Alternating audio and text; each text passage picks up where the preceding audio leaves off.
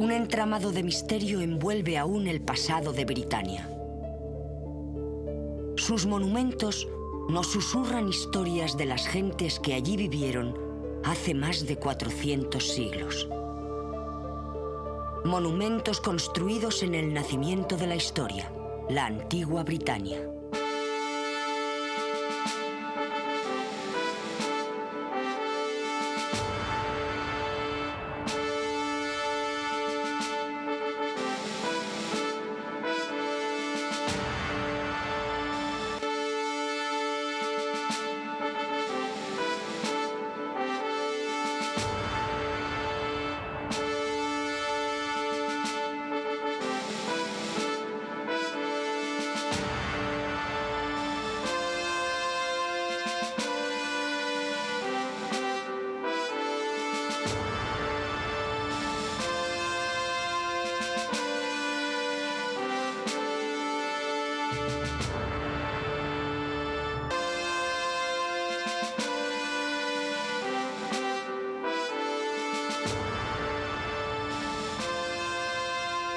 Antiguas civilizaciones. Britania.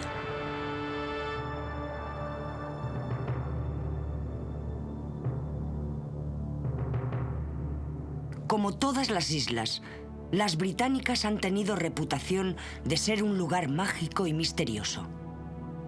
Una tierra de dioses y gigantes. Vista desde el continente a través de un velo de misterio, de Britania siempre se sospechó que fuera hogar de magos, hechiceros, fantasmas y monstruos. Es única en cuanto a riqueza en lugares misteriosos. Su geografía está repleta de monumentos enigmáticos, grandes túmulos, círculos de piedras, montículos con rocas clavadas en sus cumbres y piedras solitarias.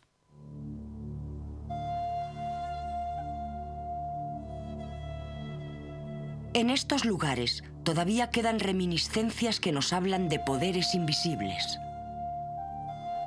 Cantidad de nombres que evocan memorias antiguas, pero que encierran cierta verdad en su significado.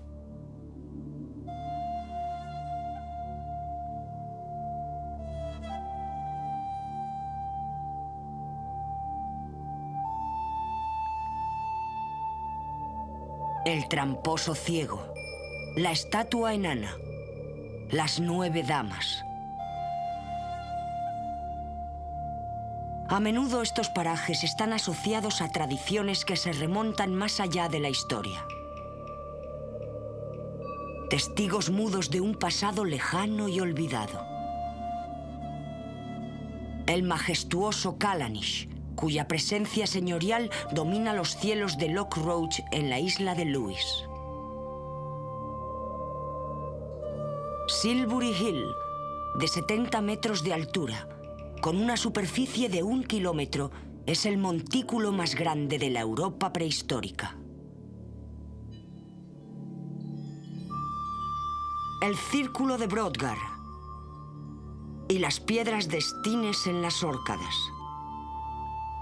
Stonehenge, construido en 3 épocas, distanciadas entre sí 1000 años y terminado hace 4000, cuyos majestuosos trilitos, grandes arcos de piedra compuestos de 3 rocas compactas de varias toneladas cada una, se enmarcan en los paisajes de Wiltshire.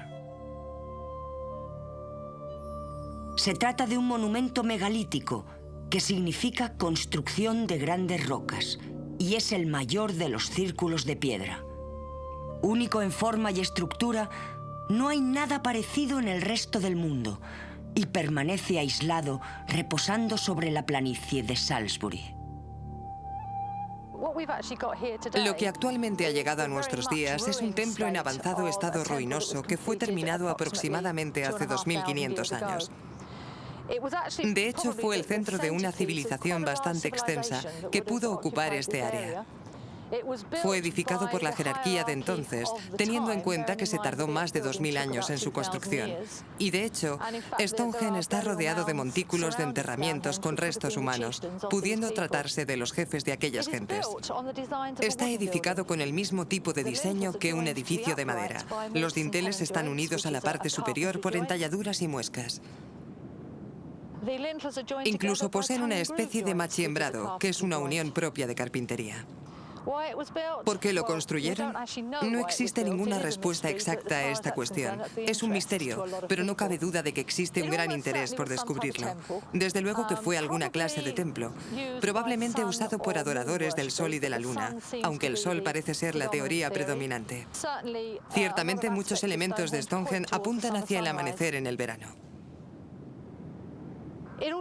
También pudiera haber sido perfectamente un centro de ceremonias, el centro de la comunidad u otro lugar importante.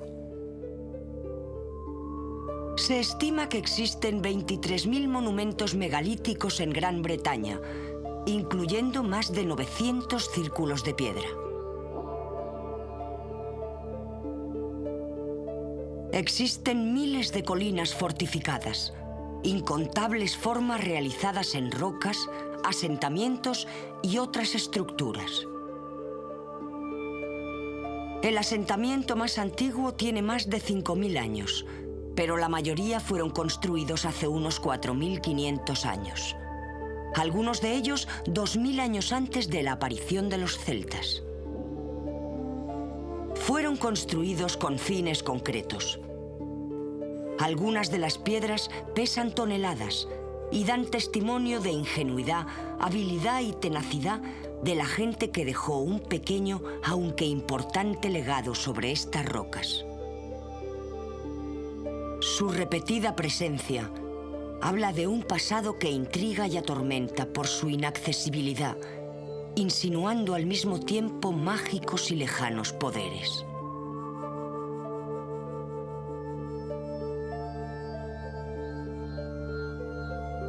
La calma de estos monumentos ha excitado la imaginación de eruditos y lunáticos, intentando todos ellos responder a la misma pregunta. ¿Quién los construyó y por qué? Inevitablemente las piedras son el centro de atención, pero siempre permanece la sombra de la duda sobre quiénes fueron los primeros británicos, aquellos a quienes se les llamó las gentes del atardecer.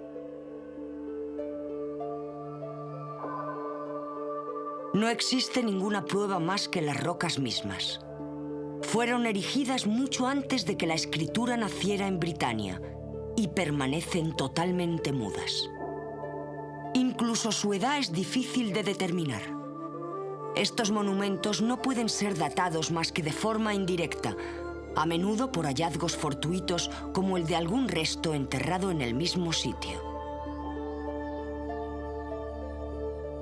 Y donde existen pocas evidencias, es fácil dar rienda suelta a la imaginación.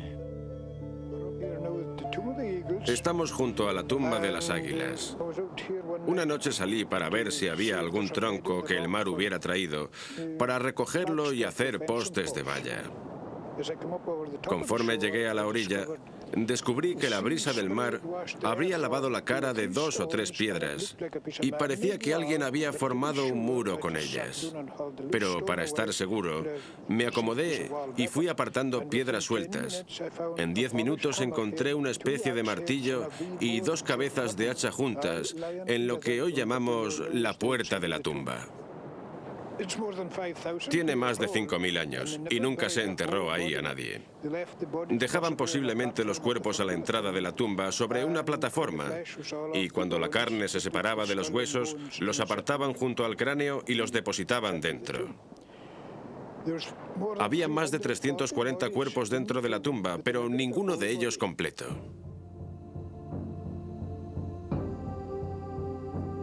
El resultado es una serie de románticas imágenes sobre los antiguos británicos, tan fascinante que hasta los escolares encuentran difícil resistirse a ella. Bárbaros gritando pintados de azul, soldados romanos en lucha cruel con sajones, vikingos rubios y celtas orgullosos. Miles de años de historia colapsados dentro de cuentos improbables.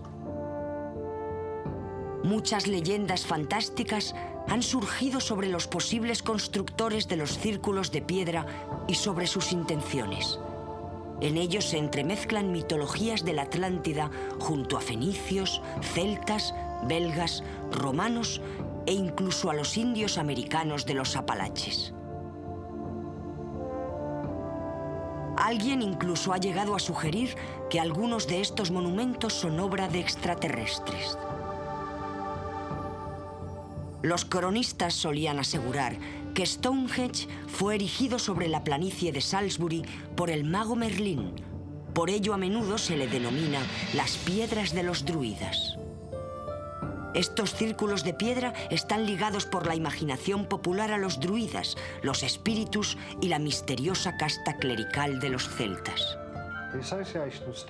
La asociación de los círculos de piedras, en particular Stonehenge, con los druidas, se debe a dos personas, los eruditos John Aubrey y su sucesor, el reverendo Dr. William Stukeley. De los dos, John Aubrey es con mucho el más respetado. Un inteligente arqueólogo, un observador muy perspicaz de los monumentos de piedra y un gran entusiasta. De él nació todo el interés sobre las piedras antiguas que existe hoy en día. Eso no tenía que ver tan solo con Stonehenge, sino que también con Avebury, del que John Aubrey era un gran entusiasta. De alguna forma, ese monumento era su favorito. Pero alguna de las muchas cosas que este hombre comentó ha llegado a despertar la curiosidad y ha logrado encandilar a arqueólogos desde entonces. Y fue algo relacionado con una descripción de Stonehenge tal y como él lo consideraba, una gran iglesia o catedral de los druidas o de los antiguos británicos.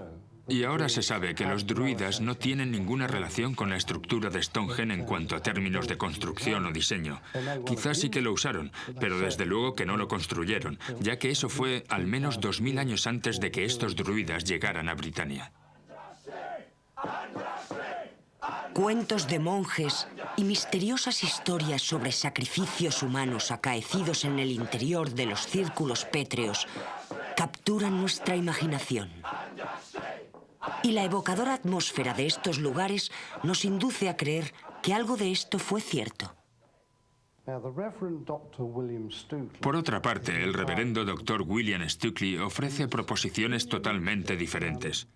Poseía una peculiar mezcla de teorías, aunque bastante típicas de los historiadores del siglo XVIII.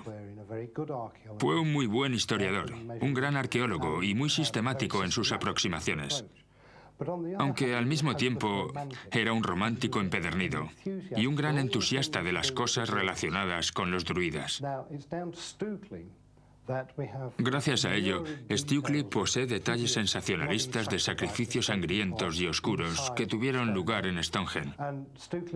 Y Stukeley mismo llegó a describir la forma exacta de las ceremonias que los druidas llevaron a cabo en Stonehenge. Por supuesto, tenemos a las víctimas obligadas esperando a ser sacrificadas sobre el altar, y eso no tiene ninguna base.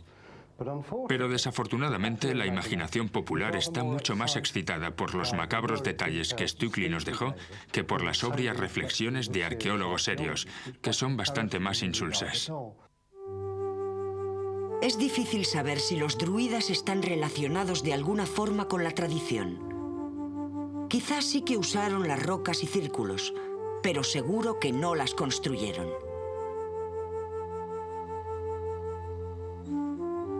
Incluso en la época de los druidas, las piedras ya eran antiguas, y a los celtas se les descarta totalmente de alguna posible relación de convivencia con ellos. Pero las tradiciones célticas pueden contener algunas claves sobre los primeros pobladores. Cuando llegaron a las Islas Británicas, se establecieron, iniciando una cultura propia. Al igual que en todas las historias, hay una mezcla de misterio y fantasía, y más poesía que realidad. Pero en dichas fantasías pudiera existir una semilla real de la memoria histórica. Se cuentan leyendas sobre gente que llegó a Bretaña desde el norte de África y desde Grecia, de sus luchas y de sus avenencias.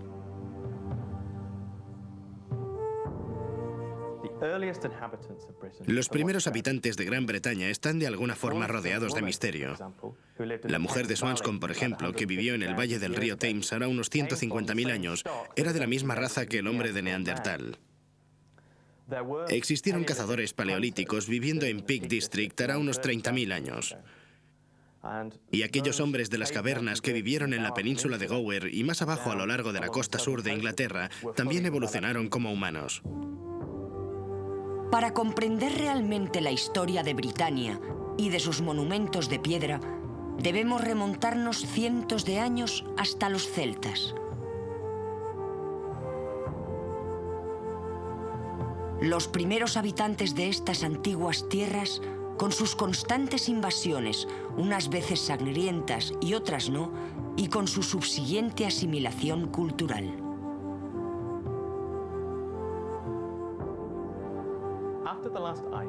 Tras el último deshielo, allá por el año 8300 a.C., el clima a lo largo de la totalidad del norte de Europa pasó a ser mucho más cálido. Este cambio provocó la aparición de bosques extensos y aumentó la caza, en su mayoría cerdos salvajes, ciervos, renos, animales inexistentes anteriormente en la zona. La expansión de estas nuevas fuentes de alimentación supuso a los cazadores que poblaban la deshabitada Britania no tener que desplazarse muy lejos para obtener sus alimentos. La ocupación de Bretaña comenzó al final de la última era glaciar. Puede que anteriormente existieran habitantes en esta tierra, pero el hielo hizo desaparecer la mayoría de sus huellas. Hace unos 30.000 años comenzaron a llegar en pequeños grupos a través de la tierra que todavía unía Britania y la Europa continental. Llegaron a lo que hoy en día es Inglaterra y el sur de Gales, mientras que Escocia e Irlanda permanecían aún bajo el hielo. Hay evidencia de la existencia de renos, rinocerontes lanudos y mamuts. Eran moradores nómadas de las cavernas que dejaron tras ellos pequeños artilugios, herramientas hechas de hueso y algún que otro ornamento.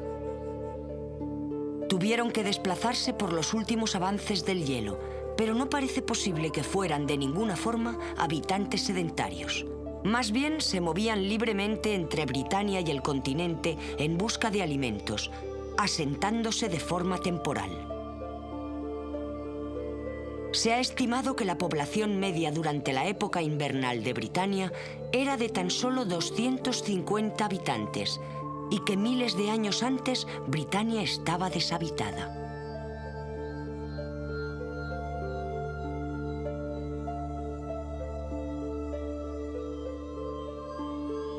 Hace unos 12.000 años, en la época en que descendió el frío, algunos de estos fabulosos cazadores comenzaron a establecerse y a crear una cultura. Se cree que la gente comenzó a criar animales e incluso a domesticarlos. Por aquel entonces todavía era posible andar entre Britania y el continente.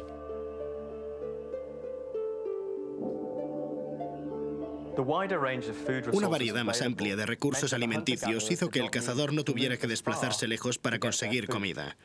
Por eso los asentamientos surgieron cada vez en mayor número y magnitud, normalmente en las zonas donde la comida era abundante, como en las costas y a lo largo de los ríos. Un asentamiento probable fue Starkar, en Yorkshire, que muestra señales del mismo grupo de gente regresando allí año tras año. El desarrollo de los antiguos britanos como una población distinta ocurrió cuando el trozo de tierra que unía Britania y el continente desapareció, hará unos 9.000 años, alejando por completo a aquellos que se habían establecido en Britania y a los que se quedaron en la parte del continente. Más tarde se llegaría por mar, atravesando lo que hoy sería un río caudaloso. Los primeros visitantes siguieron siendo moradores nómadas de las cavernas, y con ellos vinieron también los primeros perros británicos. Vagaban libremente durante el verano y vivían en las cavernas, ya fueran naturales o excavadas, durante el resto del invierno. Alrededor del 4500 a 2500 a.C., acaeció lo que llamamos la Revolución Neolítica. Sus efectos fueron mucho más significativos que la celebrada Revolución Industrial de nuestra propia era, ya que fue entonces cuando la gente comenzó a aprender a reunir animales y a criarlos. Ese fue el comienzo de la civilización y una época en que la gente comenzó a dejar evidencias más claras de su paso.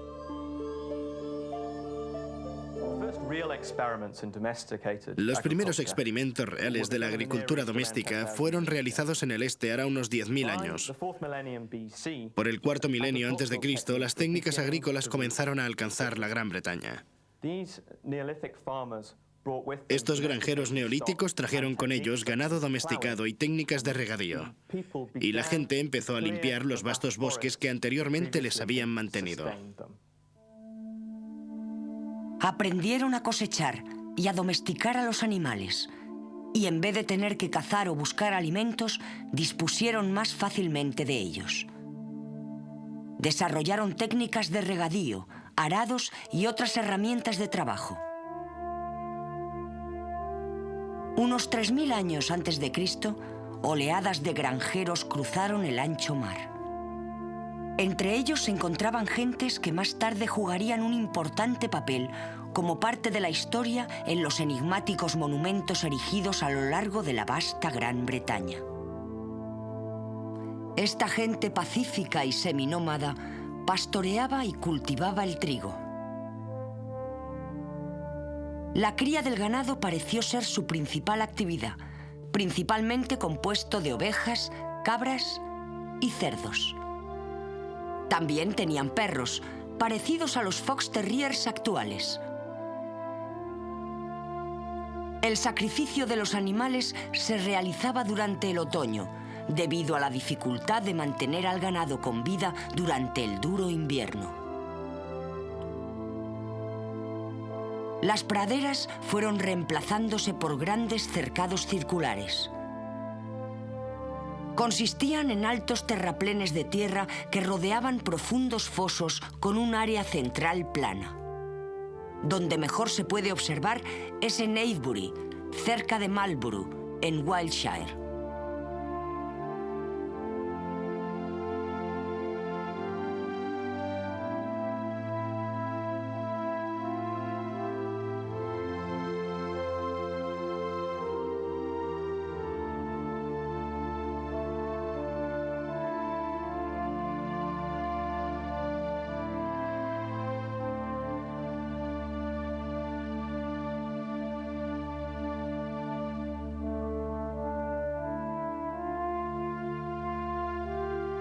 También fueron expertos artesanos. Nos dejaron abundantes reliquias, puntas de flecha, hachas, herramientas para trabajar la madera, afilados cuchillos y rastrillos para cuartear la piel, piezas para moler el grano y recipientes de barro.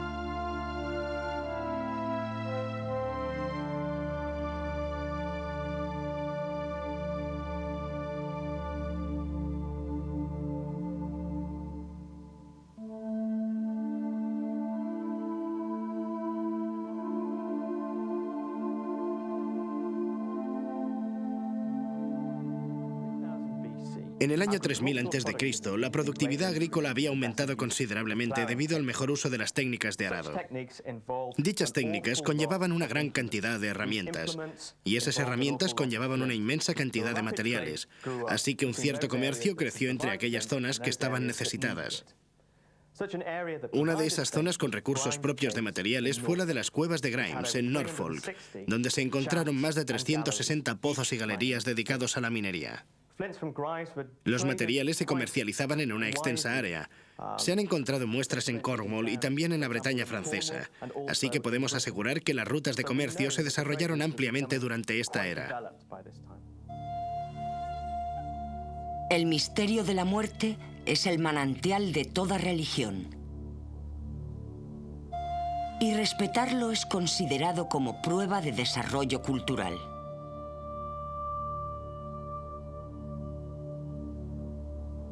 Enterraban a sus muertos en tumbas comunes, llamadas grandes túmulos, de los que todavía nos quedan muchos ejemplos. Eran construidos y flanqueados con grandes piedras antes de cubrirlos con tierra. Algunas rocas llegan a medir 120 metros. Los muertos se depositaban uno tras otro, hasta que el montículo contenía alrededor de 50 cuerpos. Cada uno de los cuerpos era acompañado de alimentos, herramientas, armas y otros enseres, lo cual sugiere alguna creencia en una vida posterior. Los fosos sugieren a su vez la práctica de algún tipo de ceremonia, aunque también es posible que la gente creyera conveniente deshacerse de sus enseres al lado de los cuerpos.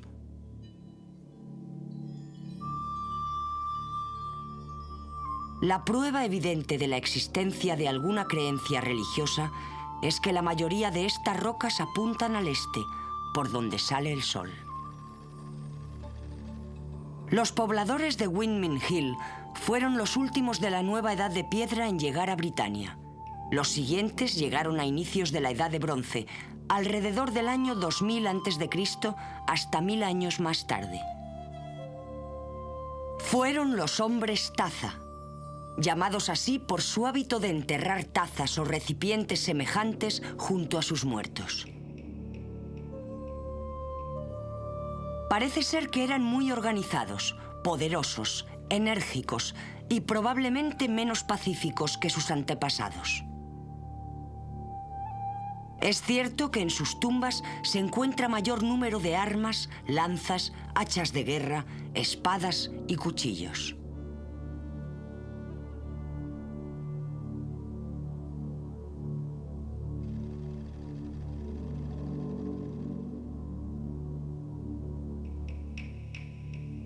Enterraban a sus muertos por separado, a veces por parejas, con la barbilla entre las rodillas, en pequeños cementerios circulares delimitados por un montículo o túmulo, de los cuales existen miles en Gran Bretaña.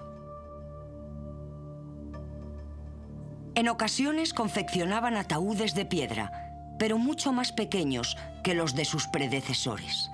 Los jefes eran enterrados completamente vestidos, con todas sus pertenencias, incluyendo el oro, ámbar y otros ornamentos. Después del año 1500 a.C., los muertos eran incinerados antes de ser enterrados. La costumbre de los montículos estaba tan arraigada que persistió en Inglaterra durante más de 1000 años. Paradójicamente, un pueblo tan preocupado por el bienestar de sus muertos parece ser que vivió en cabañas muy rudimentarias.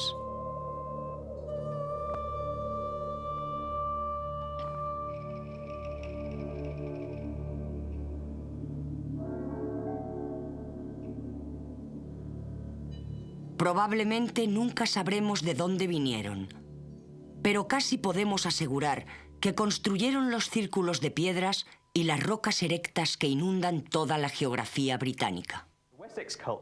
La cultura de Wessex, que aparece en la zona alrededor del año 2500 a.C., está asociada a un tipo diferente de inmigrantes. Estas gentes eran originarias de la península ibérica y llegaron a Bretaña a través del norte de Alemania. Utilizaban utensilios de bronce y armas que usaban en sus continuas batallas. Al mismo tiempo, eran perspicaces comerciantes y extraían estaño y cobre en las zonas de Cornwall y West Country, material que necesitaban sus parientes de la Edad de Bronce europeos. Y a su vez comenzaron a crear la primera y real Britania, explotando las rutas de comercio europeas. Estos fueron los auténticos británicos de la antigüedad. Poco podemos decir de su vida cotidiana, aunque existen algunos vestigios de sus asentamientos.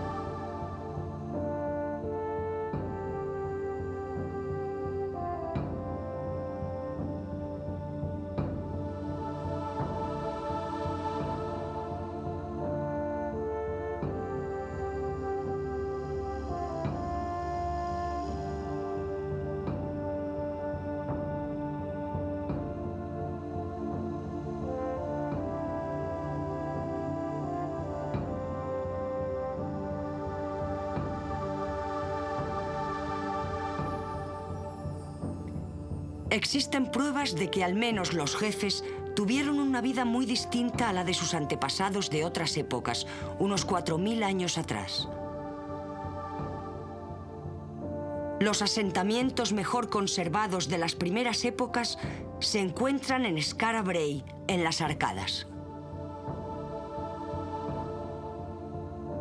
Aunque Wessex está bastante apartado geográficamente de las Arcadas, y es obvio que la vida en esta zona debió ser muy diferente, se cree que tenían muchas cosas en común.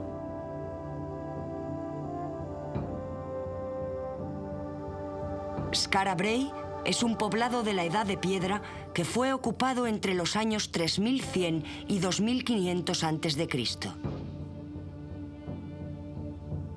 Se mantuvo intacto debido a una tormenta de arena que lo enterró hará unos 3000 años y está totalmente construido en piedra, incluido el mobiliario. No hay duda de que esto se debe a la escasez de madera existente en las arcadas, pero es algo anecdótico para los arqueólogos, ya que muestra qué tipo de elementos domésticos se utilizaron hace 5000 años, especialmente el mobiliario.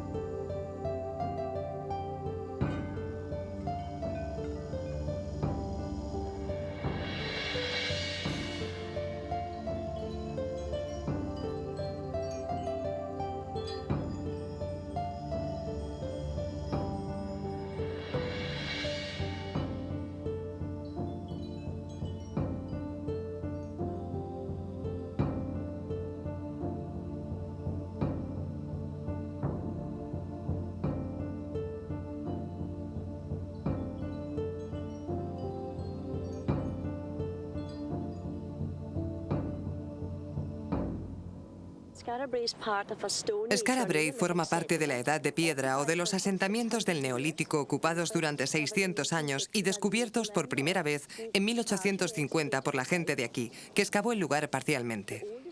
Las casas más viejas datan del año 3100 a.C. y el asentamiento fue abandonado alrededor del año 2500 a.C. Así que básicamente estamos observando unos aposentos de la Edad de Piedra. Consisten en un gran número de casas y un taller, todas juntas y unidas por un corredor principal. Lo que inusualmente se puede ver aquí es cómo vivían los hombres de esa era. Podemos estudiar sus habitaciones, sus camas, que estaban cubiertas con pieles, de animales, musgo, cosas así. Sus chimeneas estaban centradas. En ellas pudieron quemar excrementos secos de animal, algas marinas secas, maderas traídas por la corriente, huesos de ballenas y cosas parecidas. Cada casa era una preciosa estructura de piedra con una sola habitación. Esto podría ser su armario o su zona de almacén. Y en efecto, hacían cerámica de un acabado muy tosco. También adornaron sus cuerpos con huesos taladrados y pendientes enormes realizados con colmillos de morsa. Los habitantes de Skara Brae fueron, como sus antepasados, en su mayoría ganaderos, principalmente de ovejas y cabras, aunque también criaban cerdos.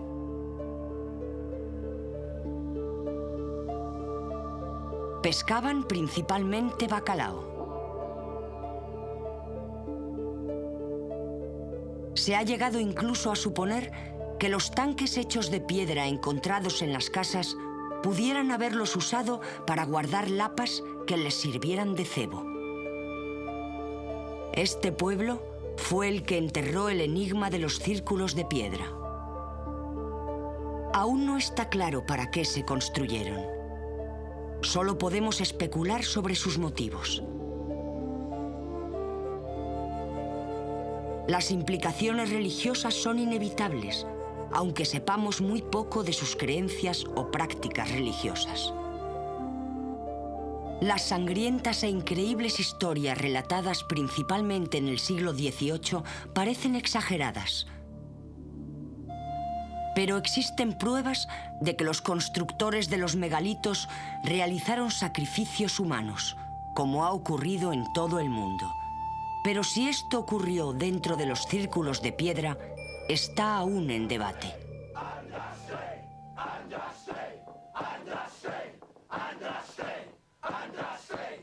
Existen muchas teorías acerca de la construcción de estos círculos y de otros monumentos pétreos. Se ha dicho que fueron observatorios astronómicos. Esta deducción parte sobre todo del estudio de las llamadas piedras base de Stonehenge. Esta es una piedra enorme de 6 metros de altura y 35 toneladas de peso.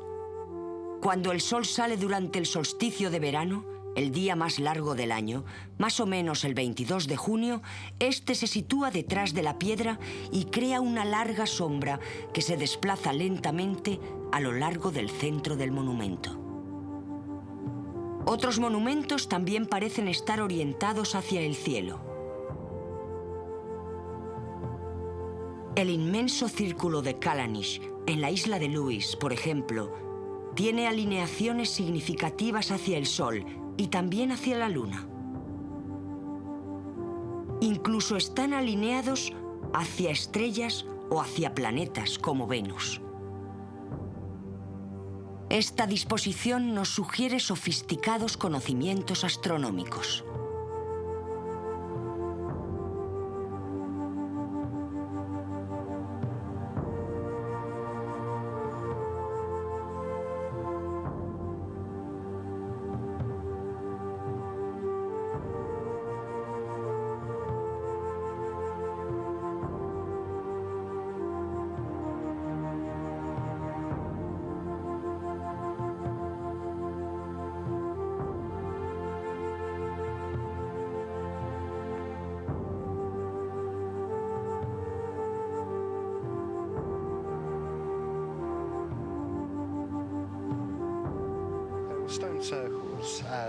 Los círculos de piedra, considerados como una característica duradera del paisaje británico, siempre han atraído a los mitos y las leyendas, y existen grandes y distintas teorías sobre su utilidad o fin, quiénes los construyeron y demás.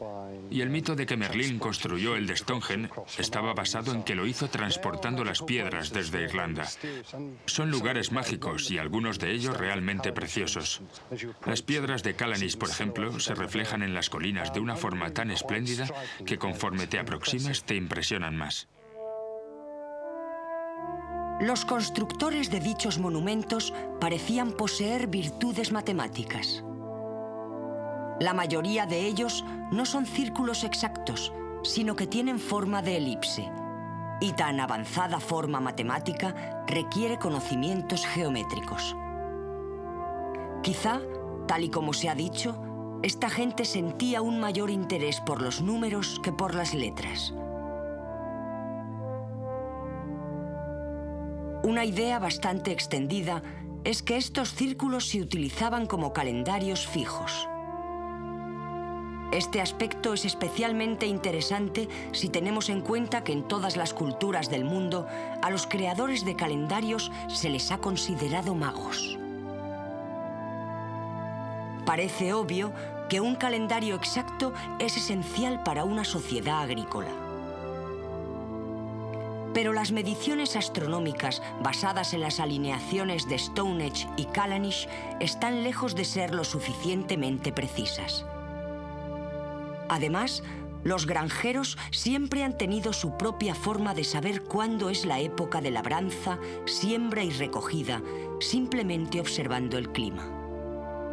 No obstante, la creación de calendarios ha sido siempre esencial para el desarrollo de las civilizaciones. Los círculos de piedra podrían relacionarse con la construcción de un calendario, pero no necesariamente con propósitos agrícolas. La medida del tiempo y la elaboración de calendarios siempre ha sido el eje central de la religión humana.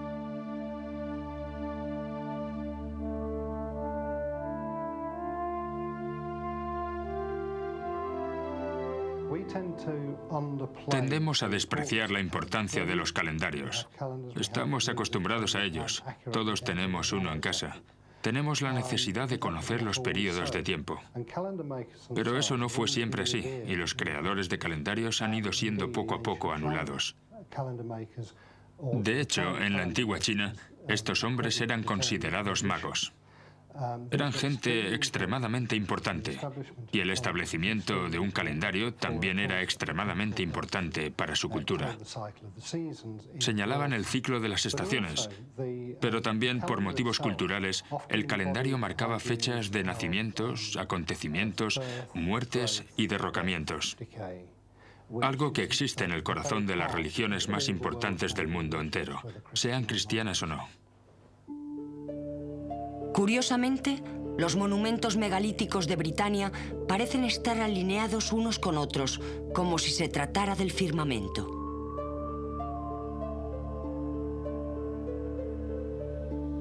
Si los observamos sobre un mapa, podemos trazar líneas entre estos antiguos lugares y las conexiones religiosas que quizá existieron alguna vez con monumentos más antiguos. Estas han sido llamadas las líneas de ley. Se han hecho importantes investigaciones sobre ellas, algunas de las cuales tienen especial relevancia y otras son mera especulación. Algunos han dicho, por ejemplo, que las líneas de ley son corredores de ovnis y que los antiguos lugares actuaban como faros.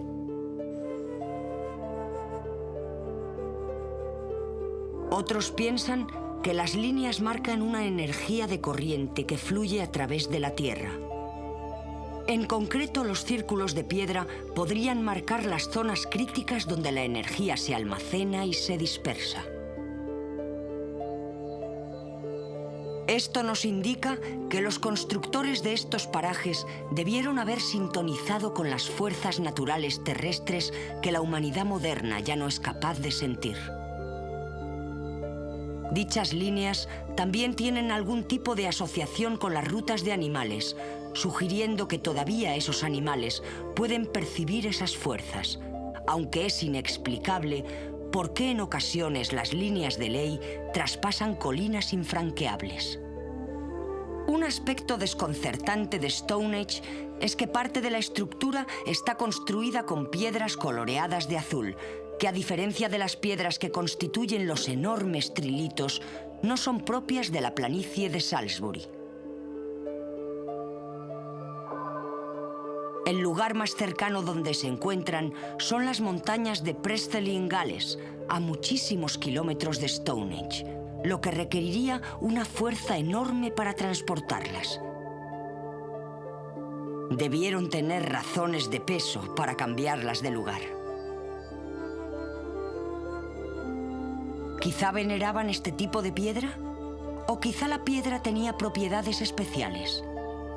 Algunos afirman que los círculos pétreos eran parte de un sistema mundial de transmisión de energía y Stonehenge el generador de ese sistema, con la fuerza que proporcionaban estas piedras azules. Quizá nunca sepamos la verdad de los monumentos megalíticos y por qué fueron construidos.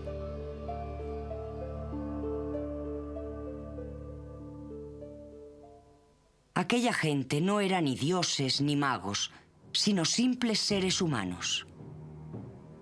Granjeros, comerciantes, pescadores. Gente que vivía su vida como lo ha hecho la humanidad a lo largo de la historia.